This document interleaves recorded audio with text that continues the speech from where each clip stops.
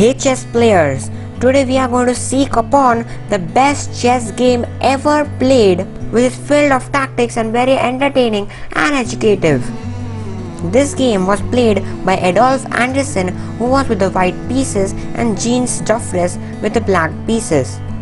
The game started with everyone's favorite, the Evans Gambit, which starts from the move e4, e5, knight f3, knight c6, bishop c4, bishop c5, and the move b4. So this b4 move is called the Evans Gambit. Why it is called a gambit? Because we sacrifice this pawn for development and positional play, and so as to outplay black's development. Here black took the pawn and then c3 with the idea of attacking the bishop as well as to go d4 in the next move. Bishop went to a5, d4, and e takes d4. Here note that we can't take the pawn with our pawn because this bishop pins this pawn to our king.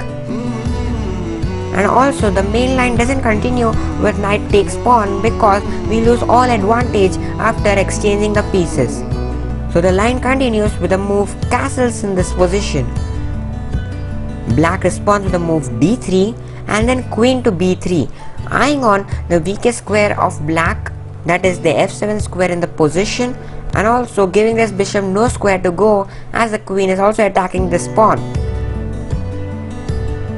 To defend the attack on the f7 square, black went with the move queen to f6, defending the f7 square and also counter-attacking on this pawn with the bishop and the queen.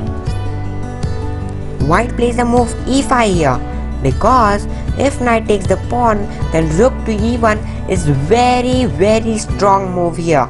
This move pins the knight to the king as well as it gives a double attack on the knight. So now the knight should be protected. If here black goes with a move pawn to d6 protecting this knight, then we can respond with knight takes knight, pawn takes, and now queen to b5 is a lovely double attack on the king as well as the bishop, and we win a piece and the game. So in this position where we played e5, black cannot take with the knight. Therefore black responded with the move queen to g6 in this position. White played rook to e1, developing the rook as well as putting pressure on the black king. Black played knight g to e7, covering the king, and now bishop to a3. Here black went with the move b5, thinking that he can bring his rook from here and take some control. But after queen b5, rook b8 and queen a4, white is very safe and is on for the attack. Here bishop went to b6, attacking the f2 square, and now knight b to d2, developing the last piece of white. Here you can see that white is all into attack, whereas black is crammed in its own position with just 3 ranks. Whereas you can see white with so much play in this position. Moving on, black developed his last piece, that is bishop to b7, and then we went knight to e4. Why knight to e4? The idea could be to bring the knights to here and attack here with the knight and the bishop. And one more idea is to take off this defender of the pawn so that in the next move we can grab this pawn with our bishop. Black played queen to f5, we took the pawn, and queen to h5, eyeing on our king.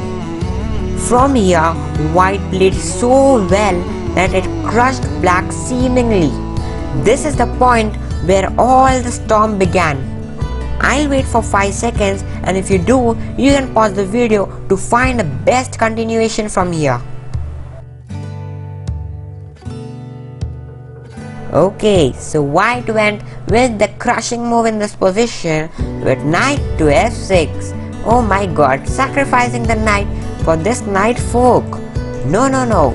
If the king moves, then the queen is gone. But what if the pawn takes, which happened in the game? Then we just take back, and now you can see this king is so lonely and our pieces are gonna attack in this king. We can also think of some sacrifices on this knight so that after bishop takes, the rook can pounce in to take this knight, the other rook can jump in and cause a chaos. But do you know what? Black thought that this is nothing. He just wanted to go for the counter attack and went with the move rook to g8. He seems that I can pin this pawn and take this knight in the next move. But white calmly went with the move rook a to d1. Black thought that wait, what? What are you doing right here? I'll grab your knight. And also, if you don't do anything in this position, then you are gone with this lovely checkmate on g2. But white says, wait a minute, I have to play. I'll play the move rook takes e7. Wow, sacrificing the rook for the knight. Knight is obliged to take the rook, and now this is the moment which made this game the best ever game till now. It is white to play, and you have to find a forced maiden four from here.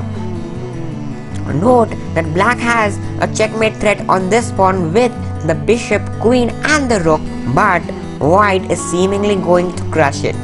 I'll wait for 5 seconds. You can pause the video and find for yourself.